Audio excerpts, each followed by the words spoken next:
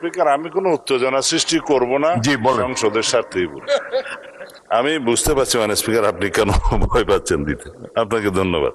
যে অ্যাটমসফিয়ারে আমরা এখানে আলাপ আলোচনা করি, মাঝে মধ্যে সেটা কিছু উত্তেজনা সৃষ্টি হবেই, সেটা স্বাভাবিক। আমাদের মাননীয় সংসদ সদস্য অত্যন্ত বয়স্ক এবং ইতিহাসে সমৃদ্ধ, কিন্তু আমরা এখন ভূগোলে আছি।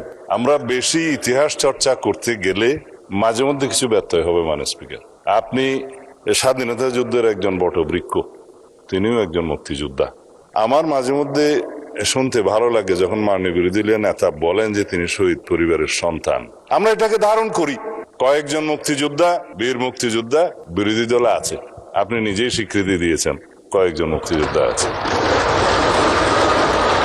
আমরা এখানে যখন জাতীয় মুক্তিযোদ্ধা কাউন্সিলের বিলটা পাশ করি, আপনার নিশ্চয়ই স্মরণে আছে, বিরোধী দল কিন্তু ওয়াকআউট করে নাই, এখানেই ছিল। না ভোটও দেয় নাই, এখানেই ছিল। সম্মতি মৌনতা সম্মতির লক্ষণ হিসেবে আমরা ধরে নিয়েছি। তৎকালীন রাজনৈতিক দলের উল্লেখ করে কয়েকটি রাজনৈতিক দল, আবার উত্তেজনা হোক সেটা চায় না, নাম নেব না, তাদের মুক্তিযোদ্ধা এবং মুক্তিযুদ্ধ এই দুই ডেফিনিশনের মধ্যে অন্তর্ভুক্ত করা হয়েছে। তারা তো সেটা স্বীকৃতি দিয়েছেন মাননীয় স্পিকার, আমরা ওখানেই থাকি। সুতরাং নতুন করে আমার মনে হয় যে মুক্তিযুদ্ধের ইতিহাসের ভিত্তিতে জাতিকে আর বিভক্ত না করি।